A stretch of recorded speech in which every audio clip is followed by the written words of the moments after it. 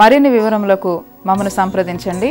మా చిరునామా Ophir ministries, LIG 86/1, 3వ phase, KPHP colony, Kukatpally, Hyderabad 500072. మా ఫోన్ నంబర్ 9908773008. మా వెబ్సైట్ www.ofirministries.org. మా ఇమెయిల్ satyavedasaram@ofirministries.org.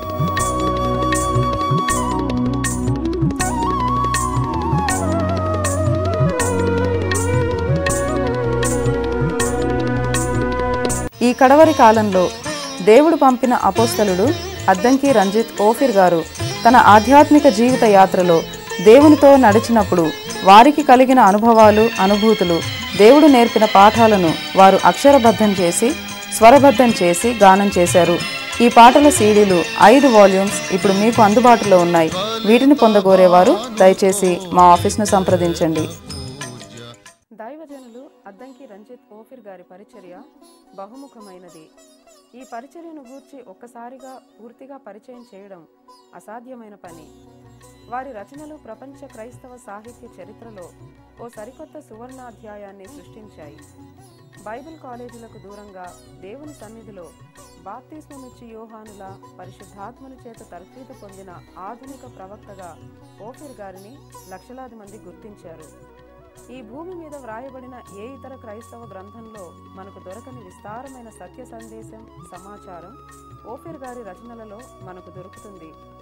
ఓఫిర్ గారి గ్రంథాలు చదివి సంపూర్ణ సిద్ధిలోనికి సాగిపోవాలని మా ప్రియ ప్రేక్షక మహాశయులందరినీ కోరుతున్నాం. క్రీస్తు 2వ రాకడను గూర్చి అనేక మంది భక్తులు ప్రసంగిస్తూ ఉండగా మనం వింటూ ఉంటాం. అయితే క్రీస్తు ప్రభు రాకడ వాస్తవానికి ఎప్పుడు సంభవిస్తుంది, ఎలా సంభవిస్తుంది? ఆ రాకడ కొరకు మనం సిద్ధపడాలని అనేక మంది భక్తులు చెబుతున్నారు. అయితే మనం రాకడకు సిద్ధపడడం అంటే ఏమిటి? మనం ఏ రీతిగా సిద్ధపడితే రాకడలో ఎత్తబడతాం? ఇత్యాది అనేక ప్రశ్నలకు పరిశుద్ధాత్మ సహాయంతో దైవజనులు జవాబిస్తూ వ్రాసిన గ్రంథం యుగాంతం. పరిశుద్ధ గ్రంథాన్ని చదివే పరిశోధకులకు ఎదురయ్యే అనేక క్లిష్టమైన ప్రశ్నలకు దేవుడు యుగాంతం గ్రంథంలో జవాబులు రాయించాడు. యుగాంతం గ్రంథం చదవకపోతే ప్రకటన గ్రంథం మనకు అర్థం కాదు.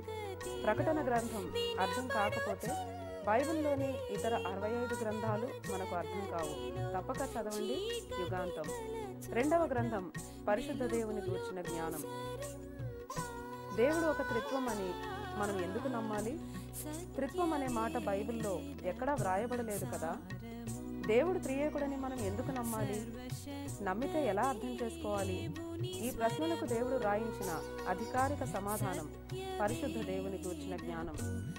ఇక 3వ గ్రంథం దేవుని విశ్వ ప్రణాళిక. ఈ విశ్వంలో పాపం అనేది ఎందుకు, ఎలా పుట్టింది? పాపానికి మూలం సాతాను అయితే మరి సాతానును ఎవరు సృష్టించారు? సాతానును సృష్టించడం దేవుని పొరపాటు కాదా? అసలు దేవుడు దేవదూతలను సృష్టిస్తే వారు తిరుగుబాటు చేశారు.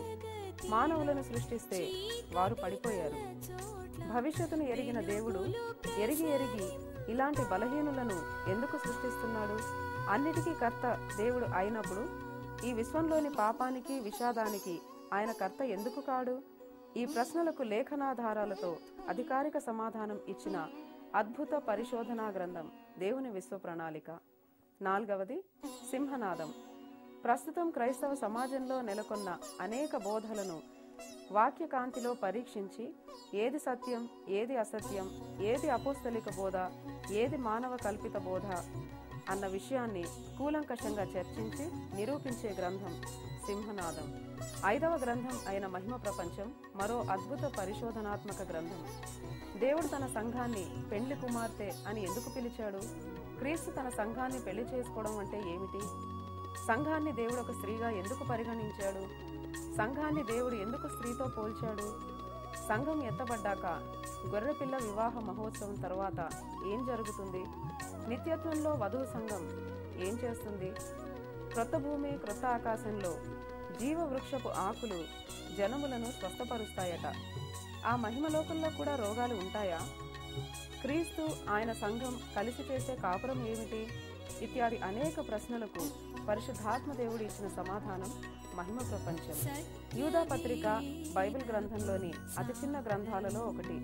కేవలం ఒకే పేజీ ఉన్న యూదా పత్రిక మీద పరిశుద్ధాత్మ దేవుడు వ్రాయించిన 310 పేజీల అద్భుత వ్యాఖ్యానం పోరాడండి అనే గ్రంథం. ప్రస్తుత క్రైస్తవ సమాజంలోని అనేక సమస్యలకు పరిష్కార మార్గం చూపించే అద్భుత గ్రంథం దేవుని గండ్రగొడ్డలి. తప్పక చదవండి. ప్రభురాత్రి భోజన కార్యక్రమం యొక్క అర్థం ఏమిటి? అంతరార్థం ఏమిటి? పరమార్థం ఏమిటి? ప్రభురాత్రి భోజనాన్ని ఎవరు పాటించాలి? ఏ రీతిగా పాటించాలి? ఎందుకు పాటించాలి? ప్రభురాత్రి భోజనం పాటించడం వలన కలిగే ఆశీర్వాదాలు ఏమిటి? దానిలో పాలు పొందకపోవడం వలన కలిగే నష్టం ఏమిటి? ఈ విషయంలో లేఖనం ఏం చెబుతున్నదో మనకు స్పష్టంగా తెలియజేసే గ్రంథం ప్రభురాత్రి భోజన రహస్యం. పరిశుద్ధ గ్రంథాన్ని చదివేవాడికి ఎదురయ్యే ఒక క్లిష్టమైన ప్రశ్న దేవుడు యాకోబు ఏసావుల పట్ల వ్యవహరించిన తీరు. పిల్లలు ఇంకా పుట్టి మేలైనా కీడైనా చేయకముందే దేవుడు యాకోబును ప్రేమించాడు, ఏసావును ద్వేషించాడు. ఇది అధర్మం కాదా? అన్యాయం కాదా?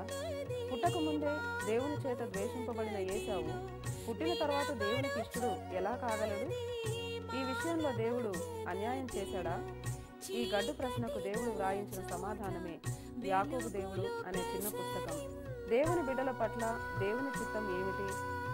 దేవుని బిడ్డలు ఏం కోరుకోవాలి? యవన కాలంలో మరణించడం మంచిదా? దీర్ఘాయుష్మంతులై వృద్ధాప్యంలో మరణించడం మంచిదా? దేవుని పిల్లలు మరణం పట్ల ఎలాంటి వైఖరి కలిగి ఉండాలి? జీవితం పట్ల ఎలాంటి వైఖరి కలిగి ఉండాలి? ఈ విషయంలో లేఖనం ఏమి చెప్పుచున్నది? తెలుసుకోవడానికి తప్పక చదవండి. దీర్ఘాయుష్మాన్ భవ. ఇకపోతే ఉజ్జీవం రావాలి, ఉజ్జీవం కావాలి అని అనేక మంది భక్తులు ప్రసంగిస్తున్నారు, విశ్వాసులు ప్రార్థిస్తున్నారు.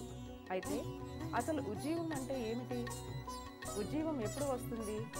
ఎందుకు వస్తుంది? ఎలా వస్తుంది? ఈ విషయంలో అసలు వాస్తవం ఏమిటో మనకు తెలియజెప్పే గ్రంథం ఉజ్జీవం అంటే. కాకినాడ హిందూ జాగరణ సమితి వారు క్రైస్తవ సమాజాన్ని ఉద్దేశించి 64 ప్రశ్నలు లేవనెత్తారు. వారు అడిగిన ప్రశ్నలన్నిటికీ అసలు సిసలైన క్రీస్తు యేసు మనసుతో దైవజనులు ఓఫిర్ గారు ఇచ్చిన సమాధానం క్రైస్తవుడి సమాధానం అనే పేరుతో ప్రచురించబడింది. మన దేశంలో సువార్త ఎలా ప్రకటించాలో నేర్చుకోవాలని ఆశిస్తున్న ప్రతి ఒక్కరూ చదవాల్సిన పుస్తకం క్రైస్తవుడి సమాధానం. ఇది పుస్తక వ్యాపారం కాదు. ఈ పుస్తకాలు ఉచితమే. కానీ ఈ పుస్తకాల ప్రచురణ కోసం ప్రతి పాఠకుని నుండి విరాళాన్ని అంటే డొనేషన్ని మేము ఆహ్వానిస్తున్నాం. ఓఫిర్ మినిస్ట్రీ LIG 86/1 3వ phase KPHP colony, Kukatpally, Hyderabad 500072. మా ఫోన్ నంబర్ 9908773008. దేవుని కృప మీకు అందరికీ తోడై ఉండును గాక.